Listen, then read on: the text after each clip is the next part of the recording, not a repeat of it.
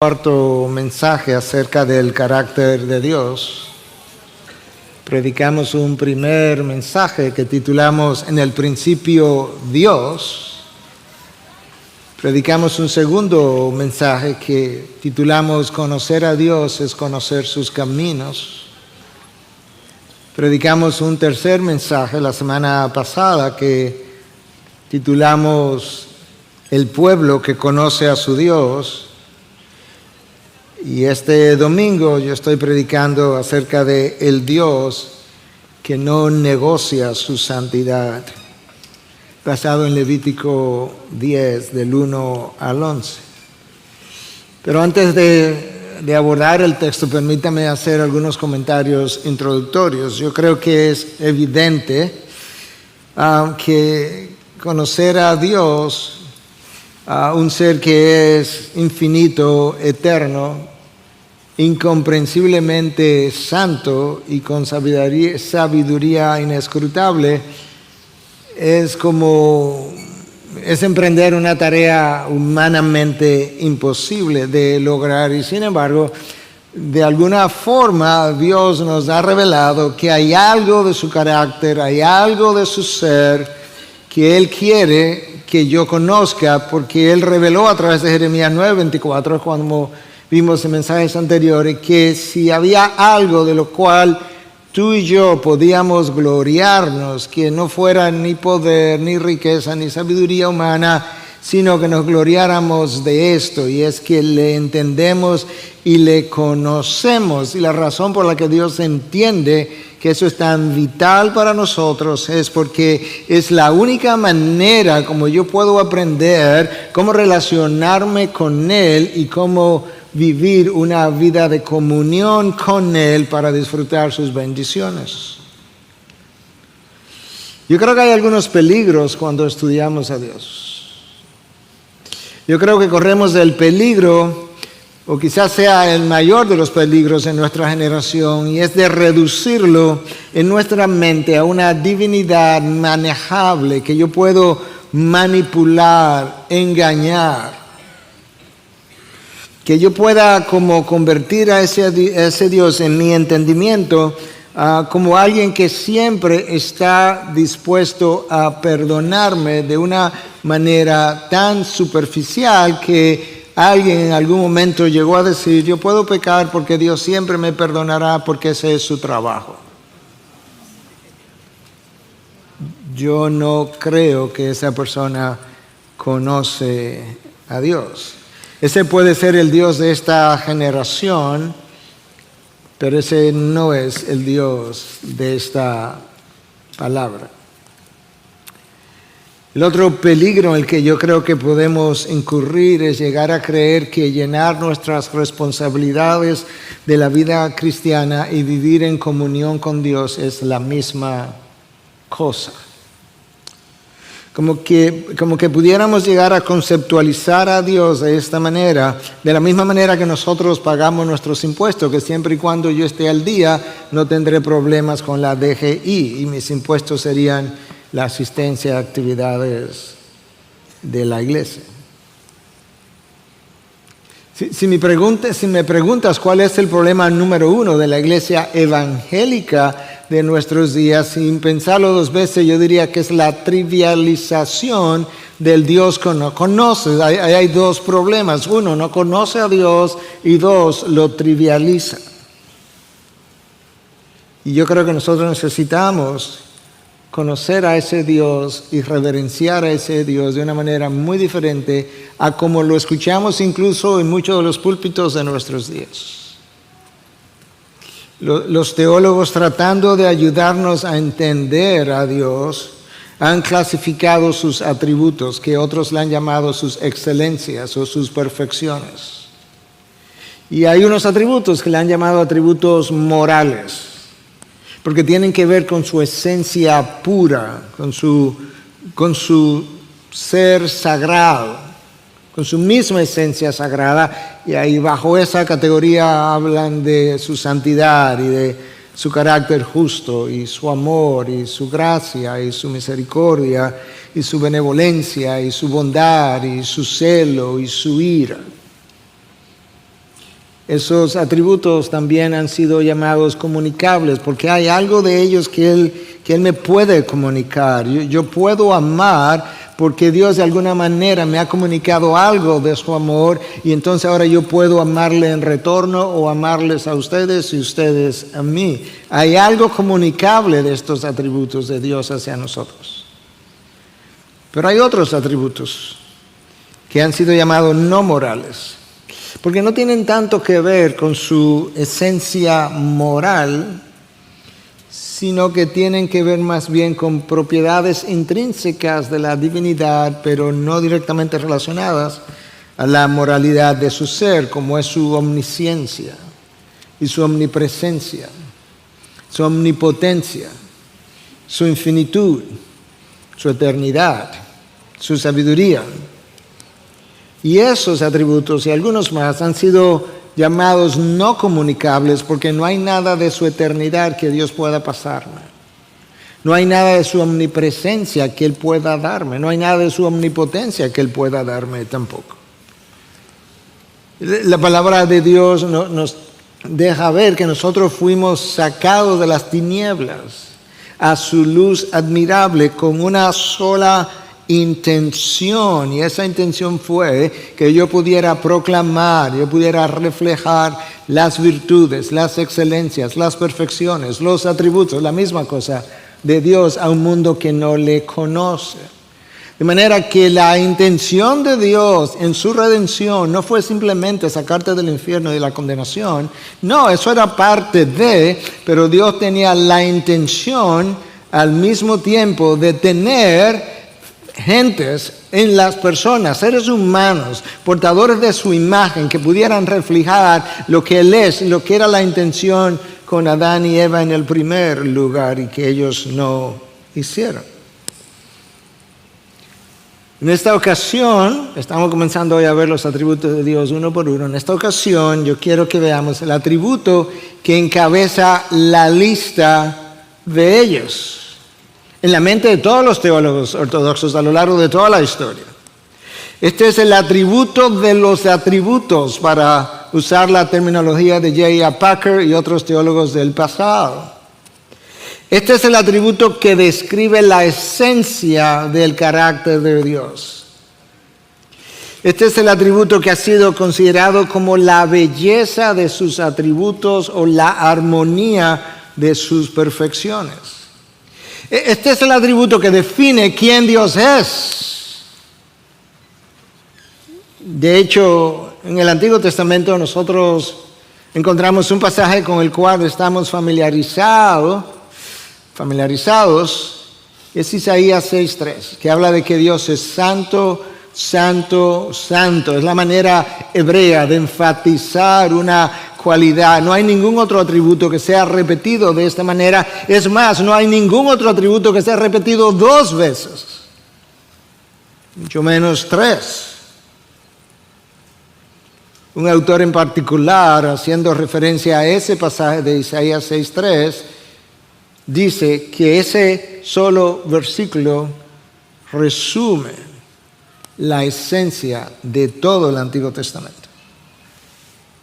Y sin embargo, antes de finalizar la revelación de Dios, en Apocalipsis 4:8, nosotros volvemos a leer que nuestro Dios es santo, santo, santo, y que estos serafines de Isaías nunca cesaban de repetir la misma cosa. El puritano Stephen Charnock, quizás el más famoso de todos por escribir cientos de páginas acerca de la existencia y atributos de Dios, con una edición hecha recientemente, 2022, a un lenguaje más entendible, dice que sin la santidad de Dios, escucha, Dios sin su santidad tendría estas características, o su carácter tendría estas características. Su paciencia sería una indulgencia para pecar. Sin su santidad, su misericordia sería como un cariño. Su ira sería una locura sin su santidad. Su poder, una tiranía. Y su sabiduría, una astucia indigna. Es la santidad de Dios el atributo que los hombres odian. Déjame decir eso otra vez. La santidad de Dios es el atributo que los hombres odian, porque es el atributo que hace que Dios visite sus juicios sobre nuestras iniquidades. No hay otro. Desde un principio Dios ha enfatizado su santidad, porque es el atributo que mejor lo separa del resto de la creación. Cuando tú pienses en el universo, tienes que pensarlo de esta forma. Está Dios por separado y luego todo lo demás. Él es único en su clase. En el hebreo hay dos palabras muy relacionadas, suenan muy parecidas, incluso traducidas a nuestro idioma como santo. Y la primera es Kodesh, que implica justamente eso. Dios es separado de todo lo demás, de todo el resto. Es un ser, como ya dije, único en su clase. No tiene igual, no tiene ni siquiera parecidos a Él, ni remotamente parecidos en su santidad. Y la otra palabra, el hebreo traducido como santo, es kadosh, que implica puro, sagrado, santo. Kodesh, separado, kadosh, puro, sagrado, santo. De manera que Dios es sagrado o moralmente puro en su esencia, y es separado de todo lo demás en su existencia. El salmista nos anima en el Salmo 96, 9, versión Reina Valera, a adorar a Dios en la hermosura de su santidad. A veces tú has visto fotos de amaneceres que son extraordinarios, que mueven todas las fibras de tu imaginación. Recientemente he visto alguna de ellas en esta semana que pasó. Si eso es lo que un atardecer de la creación en un lugar por un momento corto, breve, es capaz de hacer con tu mente, imagínate la reacción que produciría si tú y yo fuéramos capaces de ver la hermosura de la santidad de Dios de la cual habla el Salmo. Y debido a todo lo anteriormente dicho, déjame decirte esto de la forma más pastoralmente posible que yo pueda. Y me lo digo a mí mismo porque tengo que tener aún más cuidado que ustedes al pastorear el rebaño de Dios. Este es el atributo de Dios con el que tú y yo no podemos jugar, porque nos puede costar muy caro. O nos costará muy caro. Este es el atributo que hace que Dios reaccione con rechazo extremo a todo lo que es pecaminoso. No dije rechazo extremo de forma hiperbólica, no, eso es para reflejar el vocabulario que Dios usa para hablar de todo aquello que no es santo como Él es. La palabra de Dios usa adjetivos como, o verbos como yo detesto, yo odio, yo aborrezco. Todo lo que no es como yo soy, santo. Recuerda que Dios dice en más de una ocasión, sed santo, no dice como yo soy santo, porque eso es una imposibilidad. Pero sí dice, sed santo porque yo soy santo. El hecho de que yo sea santo te obliga, demanda que tú y yo vivamos y pensemos santamente. La santidad de Dios es la explicación a la expulsión de Adán y Eva el día que ellos no solamente corrompieron sus vidas, pero corrompieron el jardín que representaba la morada de Dios para con ellos. La santidad de Dios es la única explicación para la muerte cruel de su Hijo santo en una cruz no santa, el día que Él decidió tomar tu pecado y el mío sobre sus hombros. La santidad de Dios es la única explicación, no una, ni la mejor, la única explicación de por qué hay gente y habrá más gente en el infierno por la eternidad en dolor, con llanto y crujir de dientes. Pero cuando nosotros vemos los atributos de Dios de esa manera, se queda como algo conceptual, teológico, como que no entendemos bien. Y es por eso que yo quiero ayudarnos y ayudarme a ver la santidad de Dios interactuando con la pecaminosidad nuestra para entenderla mejor. Y el texto para hacer eso que escogí está en Levítico 10. Vamos a leer del 1 al 7 y luego ya hacia el final del 8 al 11. Pero déjame decirte primero qué pasó en el capítulo 8 y en el capítulo 9. En el capítulo 8 nosotros vemos que Moisés consagró a Aarón y a sus 4 hijos al sacerdocio. Aarón como sumo sacerdote y sus hijos como sacerdotes.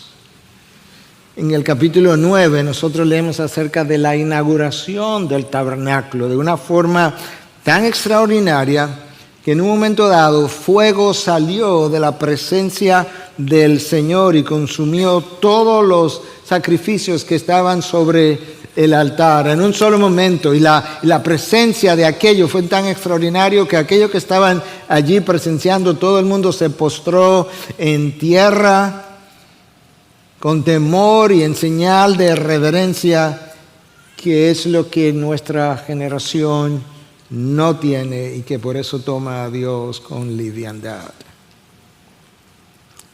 Eso pasó, eso describe Levíticos 8 y Levítico 9. Escucha ahora lo que pasó aparentemente el mismo día.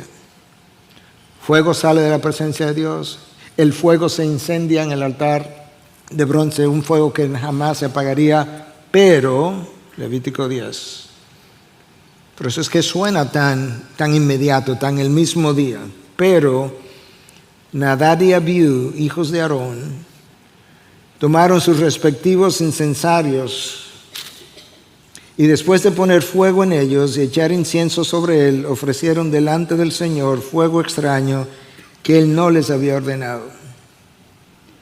Y de la presencia del Señor salió fuego que los consumió y murieron delante del Señor. Entonces Moisés dijo a Aarón: esto es lo que el Señor dijo: como santo seré tratado por los que se acercan a mí, y en presencia de todo el pueblo seré honrado. Y Aarón guardó silencio. Moisés llamó también a Misael y a Elzafán, hijos de Uziel, tío de Aarón, y les dijo: acérquense, llévense a sus parientes de delante del santuario y fuera del campamento. Y ellos se acercaron y los llevaron fuera del campamento, todavía en sus túnicas, como Moisés había dicho. Luego Moisés dijo a Aarón y a sus hijos Eleazar e Itamar: no descubran su cabeza ni rasguen sus vestidos, para que no mueran y para que él no desate todo su enojo contra toda la congregación. Pero sus hermanos, toda la casa de Israel, se lamentarán por el incendio que el Señor ha traído, no por la muerte. Versículo 7, ni siquiera saldrán de la entrada de la tienda de reunión, no sea que mueran, porque el aceite de unción del Señor está sobre ustedes. Y ellos hicieron conforme al mandato de Moisés. Este fue uno de los días más tristes de toda la travesía a lo largo del desierto. Uno de los días donde Dios tuvo que mostrar de una forma tan dolorosa que Él es el Dios que no negocia su santidad. Debió haber sido un día de celebración. El tabernáculo acababa de ser inaugurado. Aarón y sus hijos acababan de ser ordenados. Y sin embargo, terminó siendo un día de duelo y no de cualquier duelo. El mismo día en que estos sacerdotes jóvenes, hijos de Aarón, se iniciaban en sus funciones sacerdotales, terminaron quemados por Dios. Fuego salió de la misma presencia de Dios, de donde había salido fuego horas antes para incendiar el fuego del altar de bronce. De allí mismo salió fuego y los carbonizó en medio de una experiencia de adoración por una sola razón. Fue porque habían comprometido la santidad de Dios en el tabernáculo de Dios.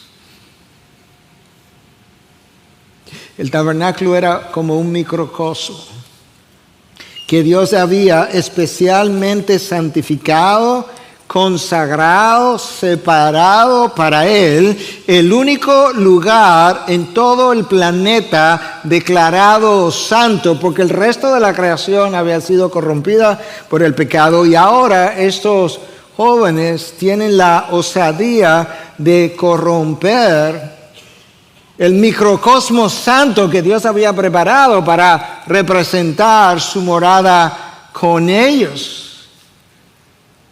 Alguien pudiera preguntar, ¿y por qué la pena fue tan grave? ¿Cómo que por qué la pena fue tan grave? Dios creó un universo sin pecado para que funcionara perfectamente, y esta criatura, como dijo R.C. Sproul en una ocasión, creada de la tierra, del polvo, tiene la osadía, en primer lugar, de desafiar la autoridad y de no creer la palabra del Dios creador, eterno, sabio, omnipotente.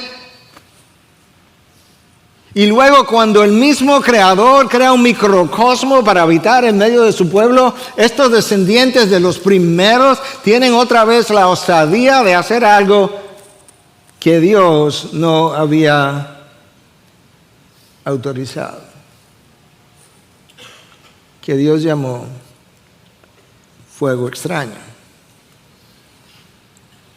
No está 100% claro qué fue lo extraño del sacrificio que ellos ofrecieron, pero hay algunas cosas que pudieran ser inferidas. Por un lado, la quema del incienso, de acuerdo a Hechos 30, debió haber sido hecha por su padre Aarón, el sumo sacerdote, y no por ellos. En segundo lugar, de acuerdo con Levítico 16, que comienza diciendo, después de la muerte de Nadab y Abiú, una alusión directa a este pasaje, la entrada al lugar santísimo estaba reservada exclusivamente para el sumo sacerdote un día al año, no cualquier día, el día de la expiación, y parece ser, dado lo que Levítico 16 describe, que este es el lugar que ellos trataron de penetrar en el día equivocado. Estos jóvenes no consultaron con Moisés, no hay evidencia de eso, no consultaron con Aarón para ofrecer este sacrificio, por tanto actuaron fuera de autoridad. De acuerdo al Levítico 16, las brasas de llama, de fuego, para ofrecer este incienso debieron haber sido tomados del altar de bronce. No hay evidencia de que necesariamente haya sido tomado de allí. De hecho, la Biblia hebrea con comentarios al pie de 3 volúmenes de este autor altamente conocido, Robert Alter, el comentario de esa Biblia, eso es un hebreo, eso es un judío académico que ha producido esta Biblia extraordinaria de 3 volúmenes, comenta que de acuerdo a la tradición del judaísmo y su Midrash, que colecciona todas las enseñanzas de rabinos del pasado, ellos han entendido que este fuego vino de un horno ordinario y no del altar de bronce. Quizás eso fue parte del problema. El incienso para ser usado en esta adoración debió haber sido exclusivo. Escucha como Éxodo 30, versículos 37 y 38 lo describe. Y el incienso que harás no lo haréis en las mismas proporciones para vuestro propio uso. Te serás santo, esa es la clave, te serás santo para el Señor, te será distinto, separado, único, exclusivo. que será santo para el Señor. Cualquiera que haga incienso como este para usarlo como perfume será cortado de entre su pueblo. El que hiciera incienso con esta fórmula para ser usado en cualquier otra función, lugar que no fuera en la adoración del tabernáculo, moriría. O el que preparara un incienso con una fórmula que no era la fórmula para este incienso y lo ofreciera a Dios en su adoración, moriría por igual. Ahora, hermanos, toda la semana yo he estado en este pasaje. Si algo tan sencillo, no te digo que he estado en este pasaje, no te digo que he estado estudiando como el que estudia medicina, mi mente, mi corazón, mis emociones han estado en este pasaje. Si algo tan sencillo como el incienso que se usaba para dar un aroma agradable al tabernáculo de Dios, tenía que ser diferente, singular, exclusivo.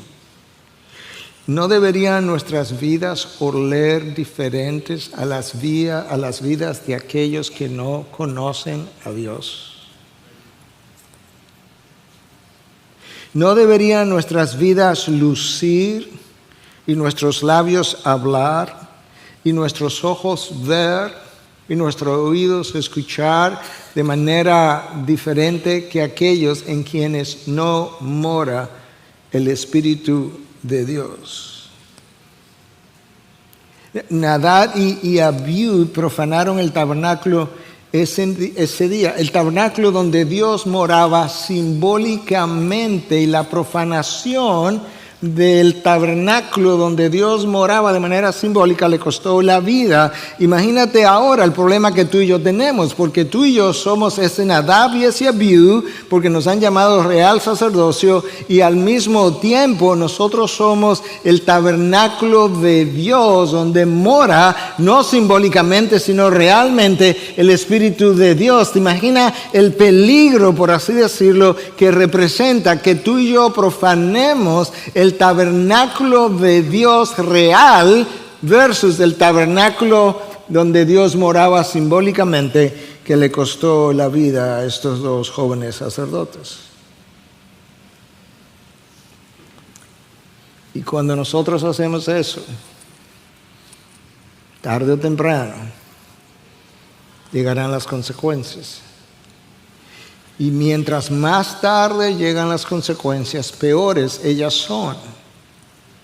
Porque la tardanza de la consecuencia solamente revela la paciencia de Dios esperando por el arrepentimiento del pecador por días, semanas o meses, y al final, cuando la consecuencia llega, es peor porque se fue acumulando con el paso del tiempo y el no arrepentimiento. Eso le pasó a Israel cuando se fue a Babilonia, que Dios esperó por ellos cientos de años. Está claro que el sacrificio que estos jóvenes sacerdotes no ofrecieron no fue del agrado de Dios. Cuando tú lees en Levítico 8, tú te encuentras esta frase, que Moisés hizo como Jehová ordenó o como Jehová había ordenado. Y tú encuentras la repetición de esa frase en Levítico 8, en los versículos 4, 9, 13, 17, 21, 29, 36 y en Levítico 9, 7 y 9, 10. 9 veces Moisés hizo como Dios lo había ordenado. Y ahora compara esa repetición de esa frase como Dios había ordenado con esta otra frase en Levítico 10 de que estos hombres ofrecieron fuego extraño como Dios no había ordenado. Y por tanto, versículo 2, en la presencia del Señor salió fuego que los consumió y murieron delante del Señor. Hermanos, estos dos hijos de Aarón, del sumo sacerdote, corrompieron la adoración de Dios. Pero yo te dije la semana pasada que ellos corrompieron la adoración de Dios después que su padre, el sumo sacerdote Aarón, había corrompido la adoración de Dios el día que fabricó un becerro de oro y se lo entregó al pueblo para que le adorara como los dioses que le habían sacado de Egipto.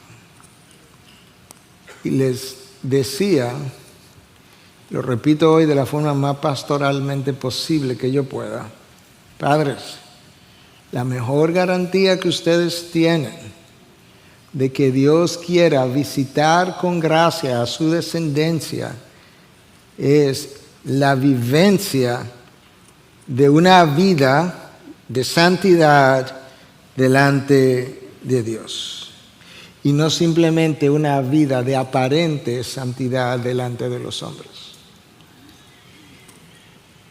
No nos engañemos. No olvidemos nunca que los ojos del Señor recorren toda la tierra. No olvidemos que el Señor es omnisciente, pero como decía Stephen Charnock, su omnisciencia es una omnisciencia santa, y cuando su omnisciencia santa ve lo que ve, Dios es movido a juzgar lo que ha visto por su santidad. Padres, cuando vean a sus hijos desviarse, antes de acusar a cualquier persona o a cualquier cosa, pregúntate primero si es posible que en algún momento de tu caminar con Dios corrompiste tu comunión con Él, porque Dios no negocia su santidad. Nosotros tenemos hoy toda una generación que está siendo perdida a la ideología de género y al movimiento trans y a la inmoralidad de nuestros días y a la superficialidad de nuestros días y a la vanidad de nuestro mundo, porque una generación previa no hizo lo que le tocaba hacer y abandonó la ley de Dios, y como tal dijo Amós en 4:6, como has olvidado la ley de tu Dios, yo también me olvidaré de tus hijos. Como dicen en inglés, la fruta no se cae muy lejos del árbol que le vio nacer. Aarón corrompió la adoración de Dios y sus hijos también. Horas antes, fuego de la presencia de Dios había iniciado el fuego sobre el altar de bronce. Y el mismo fuego ahora consume a aquellos que estaban supuestos a ofrecer sacrificio sobre el altar. Pero ¿sabes qué? Ese tabernáculo que fue corrompido ese día, ahora somos tú y yo. Y por eso tenemos que ser mucho más cuidadosos. Mira el patrón. El día que Adán corrompió la santidad del jardín, y por tanto la santidad de Dios, murió de manera instantánea espiritualmente, y físicamente unos 900 y tantos años después, porque Dios no negocia su santidad, y la paga del pecado es muerte. Por eso murió Jesús. Si iba a pagar, tenía que morir. El día que David profanó a Betsabé, ella quedó embarazada. Pero el día que ella dio a luz, el fruto de esa unión murió. Porque la paga del pecado es muerte. El Hijo, en un sentido, pagó las consecuencias del pecado del Padre, porque Dios no negocia su santidad. El día que Ananías y Zafira en el Nuevo Testamento vendieron su propiedad, que no estaban obligados a hacer, y fueron donde Pedro para dar la apariencia, ¿verdad?, de santidad ante los hombres y de compromiso ante los hombres. Y le mintieron al Espíritu Santo, como dice Hechos 5, diciendo que lo habían vendido por un precio que no era. Murieron instantáneamente, porque como Dios ha revelado en Proverbios 12:22, los labios mentirosos son abominación al Señor. Tú escuchas el lenguaje que Dios usa para referirse a aquellas cosas que no son como Él es santo. Él habla de detesto, aborrezco, en este caso le llama abominación. Ezequiel le llama a nuestro pecado como impureza de una mujer menstruante. Y a Israel lo acusa de que debajo de cada árbol frondoso ellos abrieron las piernas para fornicar con todo el que pasaba a su lado. Y esto es que el día que Usa tocó el arca del pacto, murió instantáneamente porque violó la prohibición de Dios de que nadie podía tocar el arca que representaba su morada. ¿Y por qué tan severo? Porque Dios no negocia su santidad. No me imagino a Aarón, honestamente. La verdad que hice todo el ejercicio posible. Moisés va donde Aarón, o Aarón va donde Moisés. Y esto es lo que Moisés le dice. Es como que Moisés no lo dejó hablar. Esto es lo que el Señor dijo.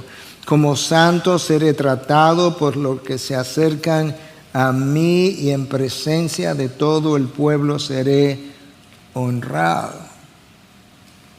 Imagínate la intensidad de las emociones de Aarón. Me imagino que su corazón se sintió como derretido. Mis dos hijos que fueron consagrados junto conmigo para llevar a cabo la adoración de Dios han sido carbonizados hoy, cuando apenas comenzaban. No me imagino su mente, debió haber quedado confundida como en una nebulosa. No me imagino su voluntad, debió haber sido reducido a la nada, quizás sin deseo de seguir ejecutando o ejerciendo el sacerdocio, porque quién sabe lo que le va a pasar a los otros dos y después a mí. Así es que Jehová nos va a tratar. Yo no creo que Aarón fuera donde Moisés en busca de consolación, no le iba a conseguir tampoco. Fue donde Moisés en busca de una explicación y Moisés se la dio. Primero, esto es lo que el Señor dijo: como santo seré tratado por los que se acercan a mí. Estos jóvenes fueron entrenados. Si tú lees el texto de Éxodo 24, ellos subieron al monte con Moisés a recibir los 10 mandamientos. Obviamente, Moisés los dejó en un momento dado y se acercó a Dios y tuvo comunión exclusiva con Dios, pero ellos estuvieron ahí, los 4, con Aarón. Y en Levíticos 8:30 se nos dice que ellos fueron consagrados junto con su padre, probablemente el mismo día. Pero había un lugar ahí en el tabernáculo, el lugar santísimo, donde solamente el sumo sacerdote podía entrar. Donde solamente se podía hacer una vez al año, como hemos hablado. Pero solamente se podía hacer una vez al año por una sola persona en espera de que Cristo viniera. Eso era lo que estaba simbolizando. Pero al mismo tiempo estaba simbolizando, ¿sabes qué? Al lugar santo los sacerdotes pueden venir todos los días. A los atrios el pueblo puede venir todos los días. Al lugar santísimo una vez al año una sola persona. En parte también nos comunicaba que mientras más cerca estamos de Dios, con más cuidado debemos andar. Santiago lo dice en el capítulo 3, que aquellos que somos maestros seremos tratados con un juicio más severo. Si eso fue el fruto de profanar el tabernáculo de Dios, donde Dios moraba simbólicamente, imagínate el dilema que tú y yo tenemos. Es que Dios está tan cerca de nosotros que está en nosotros. Y entonces el peligro no es de un solo día al año que entremos al lugar santísimo de manera inapropiada, sino que es continuo, porque yo soy el sacerdote y el tabernáculo al mismo tiempo. Evidentemente, los corintios no habían entendido o habían olvidado las instrucciones de Pablo, y cuando él escribe en su primera carta, escucha cómo él los advierte, le dice: huyan de la fornicación. Todos los demás pecados que un hombre comete están fuera del cuerpo, pero el fornicario peca contra su propio cuerpo. Eso pudiera ser una advertencia lo suficientemente fuerte, pero escucha esto, escucha la razón. Pablo está aquí actuando como pastor ahora. Dice: ¿o no saben? Es una pregunta. Que su cuerpo es templo del Espíritu Santo, que está en ustedes, el cual tienen de Dios, y que ustedes no se pertenecen a sí mismos. Entonces, ¿no han pensado, no han considerado que esto que ustedes llaman cuerpo no es simplemente un cuerpo? Es el templo del Espíritu, y oye la palabra, santo. Pero Pablo se lo quiere enfatizar, que está en ustedes. Si el sacerdote del Antiguo Testamento en el tabernáculo tenía que tener ese cuidado, ¿cuánto más tenemos nosotros que tener cuidados? No podemos vivir como el mundo y ofrecer nuestra adoración como hijos de Dios a ese Dios, porque eso sería fuego extraño.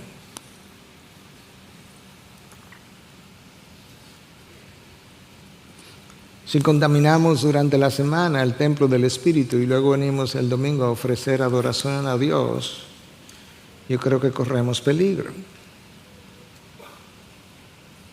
Hebreo 10, porque algunos pudieran estar pensando: eso es el Antiguo Testamento. No, el Nuevo Testamento me lo agrava. Hebreo 10, versículo 28 al 31, te lo voy a leer en la Nueva Traducción Viviente, que lo tiene un poco más claro. Pues todo el que rehusaba obedecer la ley de Moisés, eso era el Antiguo Testamento, era ejecutado sin compasión por el testimonio de 2 o 3 testigos. Piensen pues cuánto mayor será el castigo para quienes han pisoteado al Hijo de Dios y han considerado la sangre del pacto, la cual nos hizo santos, como si fuera algo vulgar e inmundo, y han insultado y despreciado al Espíritu Santo, que nos trae la misericordia de Dios. Cuánto mayor castigo, dice el autor de Hebreos, cuando he insultado al Espíritu que mora en mí. Versículo 30, pues conocemos al que dijo: yo tomaré venganza y les pagaré lo que se merecen. También dijo el Señor: el Señor juzgará a su propio pueblo, no al impío, hermanos. A su propio pueblo. Yo con frecuencia he dicho que las condiciones de una nación donde ya se ha predicado el Evangelio lo suficiente y donde hay iglesias que se llaman cristianas lo suficiente, frecuentemente tiene más que ver con la condición espiritual del pueblo de Dios que de la nación que no le conoce. También dijo: el Señor juzgará a su propio pueblo. Es algo aterrador caer en manos del Dios viviente. Hermanos, Dios creó un universo, lo creó libre de pecado para que funcionara armoniosamente. A.W. Tozer lo escribió de esta manera en su libro The Knowledge of the Holy, o el conocimiento del santo. Dice: Dios es santo y ha hecho que su santidad sea la condición moral necesaria para la salud de su universo. Voy a decir eso otra vez. Dios es santo y ha hecho que su santidad sea la condición moral, no la condición moral para que su universo, o para la salud de su universo. El pecado hace disfuncionar el universo. lo hizo disfuncionar. El universo funcionó perfectamente hasta que el pecado entró en este planeta vía Adán y Eva. El pecado hace disfuncionar tu vida, tu matrimonio, tu familia, tu iglesia, tu mente, tus sentidos, tu capacidad para tomar decisiones y todo lo demás. De hecho, gran parte de la falta de paz interior en nosotros se debe a la falta de santidad en nosotros. Eso lo escribió Horatius Bonar en los años de 1800, uno de los hombres de Dios usado para escribir múltiples himnos. Piensa por un momento, en el jardín del Edén, el jardín, Adán, Eva estaban en perfecta paz hasta que el pecado entró. Estaban en paz con Dios, estaban en paz el hombre y la mujer, estaban en paz con los animales que hoy lo consideramos como salvajes, estaban en paz con toda la creación, hasta que el pecado que hace disfuncionar todo entró. Y ese día Aarón fue recordado de que en presencia de todo el pueblo seré honrado. Delante de Dios, delante de los hombres. Creo que Aarón, entre el choque, la convicción de pecado quizás, el temor a la santidad de Dios, esta fue su respuesta. Guardó silencio. No tenía nada que decir. Hermanos, hay momentos cuando Dios te sorprende a ti y a mí.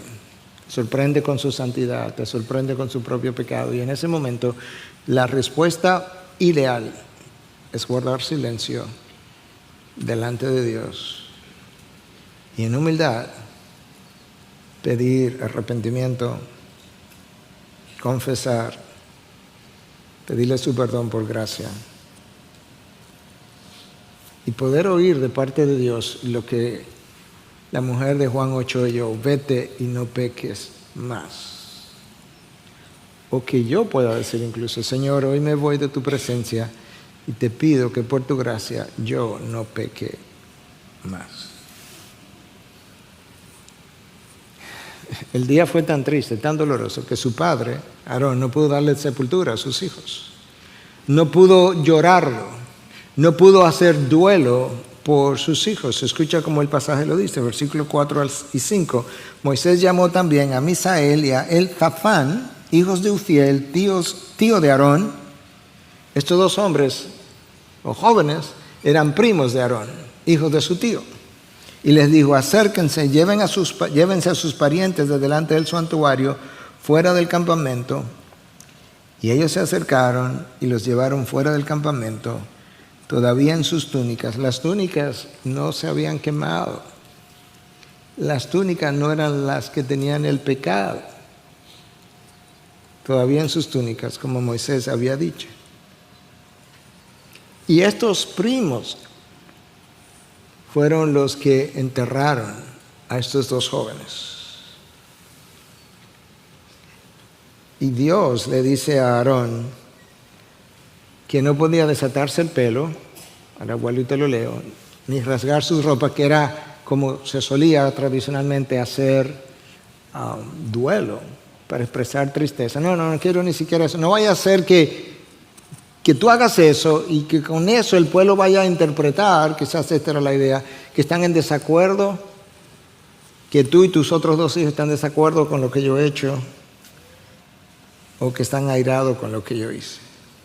Versículo 6. Luego Moisés dijo a Aarón y a sus hijos de Eleazar e Itamar, los otros dos: no descubran su cabeza ni rasguen sus vestidos, para que no mueran, y para que él no desate todo su enojo contra la congregación. Cuando el pueblo hacía duelo por alguien, esto era lo que se acostumbraba a hacer. Ahora otros iban a encargar de enterrarlos. Pero sus hermanos, o sea, los israelíes, el resto del pueblo, toda la casa de Israel, se lamentarán por el incendio que el Señor ha traído. Se lamentarán no por su muerte, porque su muerte Dios entendía que era justa y necesaria, sino porque Dios ha tenido que traer un juicio, ha tenido que traer un fuego para limpiar el tabernáculo que él había consagrado horas antes y que ahora estaba corrompido otra vez. Y eso como que nos recuerda a la visión de Isaías, que cuando él se vio como un hombre pecador, Dios envió a uno de sus seres angelicales con una tenaza, ¿verdad? Y un carbón encendido, y pasó fuego por sus labios para limpiarlo de su pecado. Dios envió fuego de su presencia para volver a santificar el tabernáculo que había sido desecrado, porque Dios no negocia su santidad. Aarón no pudo salir. Versículo 7, ni siquiera saldrán de la entrada de la tienda de reunión, es el tabernáculo, ni sus hijos tampoco, los otros dos, no sea que mueran, porque el aceite de la unción del Señor está sobre ustedes, y ellos hicieron conforme al mandato de Moisés. Las últimas instrucciones dan como una idea de qué más pudo haber pasado. Porque el versículo 8 al 11, que te lo voy a leer ya cerrando, escucha. El Señor le dijo a Aarón, esta es la única ocasión en todo el Pentateuco donde Dios le habló a Aarón directamente, siempre fue a través de Moisés. En esta ocasión, en el contexto de la muerte de Nadab y Abiú, Dios, que ya había hablado a Moisés para que le hablara a Aarón, en esta ocasión decide hablarle a Aarón directamente y les dice, ustedes no beberán, ese es Aarón y sus dos hijos, vino ni licor, ni tú ni tus hijos contigo, cuando entren en la tienda de reunión, para que no mueran. Algunos han postulado, quizás estos jóvenes estaban bajo la influencia del alcohol. Es un estatuto perpetuo por todas sus generaciones. Y para que hagan distinción entre lo santo y lo profano, entre lo inmundo y lo limpio, y para que enseñen a los israelitas todos los estatutos que el Señor le ha dicho por medio de Moisés. Eso era Aarón y sus hijos, que eran sacerdotes, pero no hay un Aarón hoy. Ni hay levitas o sacerdotes, hijos de Aarón o descendientes de Aarón. Nosotros somos ellos. De manera que Dios entiende que tú y yo debiéramos vivir vidas que muestren a aquellos que no le conocen la diferencia entre lo santo y lo profano, entre lo inmundo y lo limpio. ¿Dónde yo veo eso? En 1 Pedro 2:9, donde se me dice que Dios nos sacó de las tinieblas a su luz admirable para que proclamemos, reflejemos sus virtudes. Si proclamamos sus virtudes, será obvio ante el mundo que observa cuál es la diferencia entre lo santo y lo profano, entre lo inmundo y lo limpio.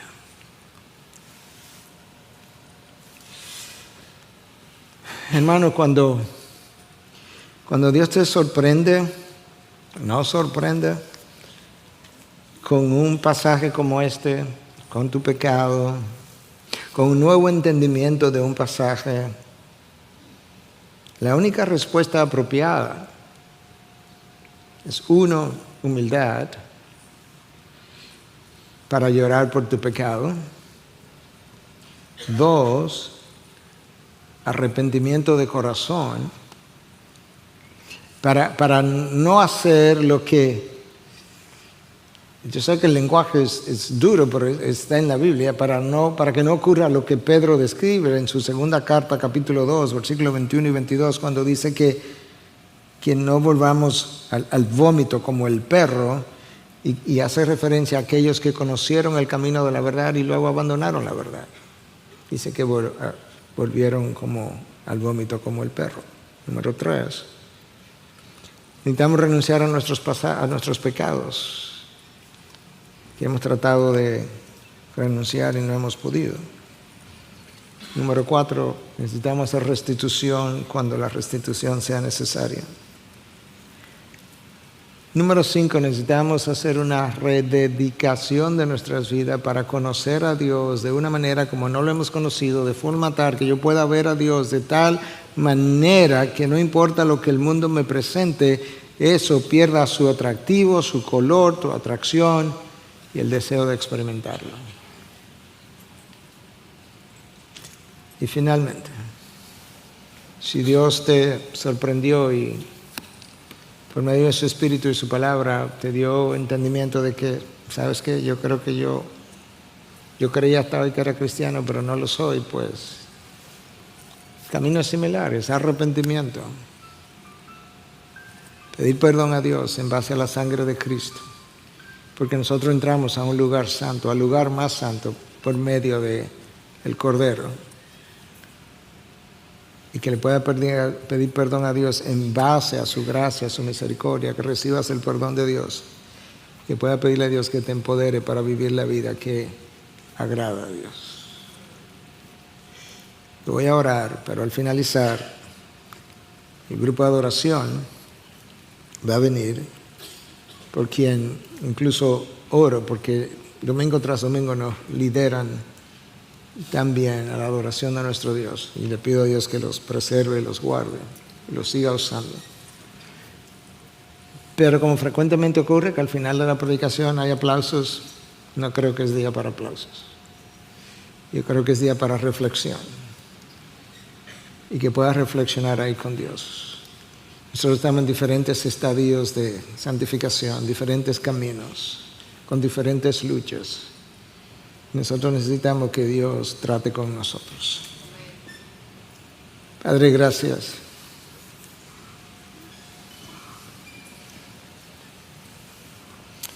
Gracias porque tú tienes palabras de vida eterna y palabras en tu revelación para limpiar nuestros caminos y limpiar nuestras mentes y limpiar nuestros labios, limpiar nuestro pasado, limpiar nuestro presente y preparar nuestro futuro. Nosotros te pedimos, yo te pido, Dios, como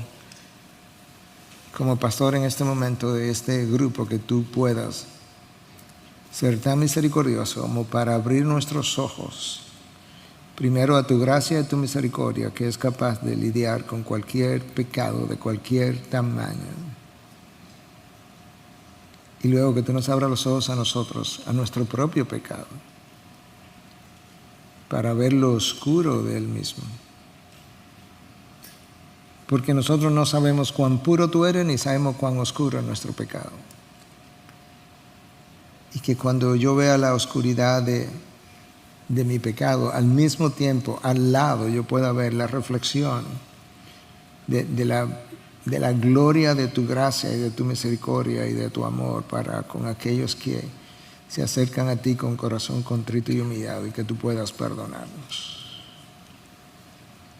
Y aquellos que sabían, o los que no sabían pero descubrieron que realmente todavía no tenían salvación, Señor, en este momento que tú puedas, por medio de tu Espíritu, moverlo a arrepentimiento, perdonar su pecado, que ellos puedan confesarte de todo corazón,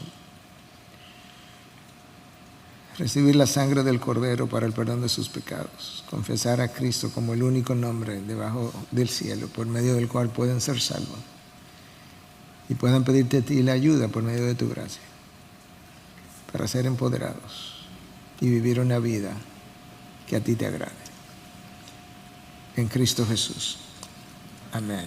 Amén.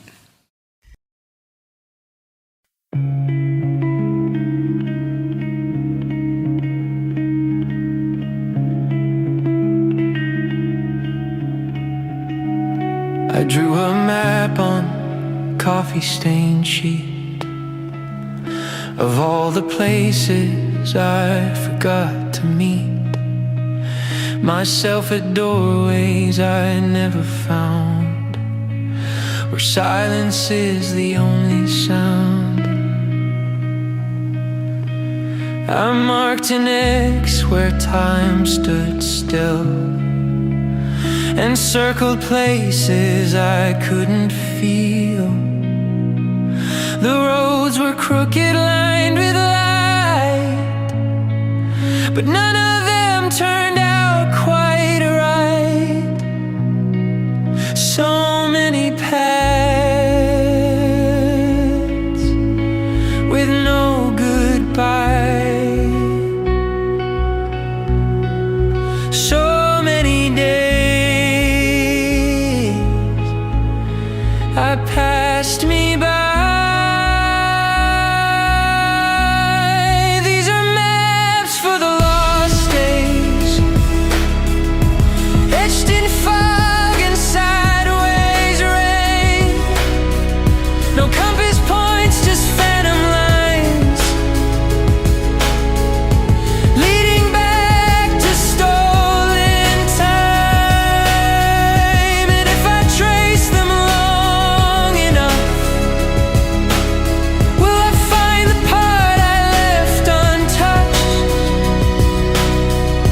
just more echoes in the maze.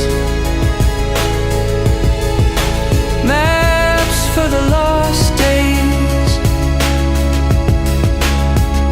I scribbled dreams in margins wide of notebooks soaked in storm and tide. Wrote down the names of things I missed, like morning light and innocence. A crossroad carved in memory's thread. One side was silence, one was dread. But I kept walking without shoes, learning how to lose. So many turns with no return. So many fires I let burn. These are maps for the lost days, etched in fog and sideways rain. No compass points, just phantom lines,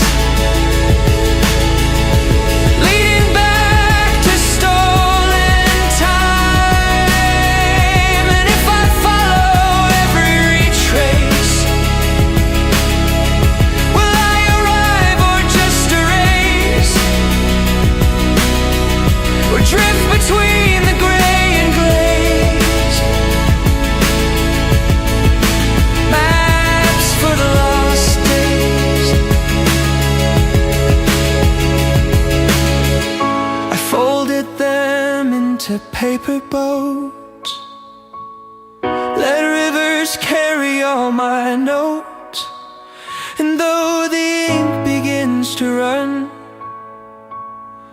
the journey's end is not undone.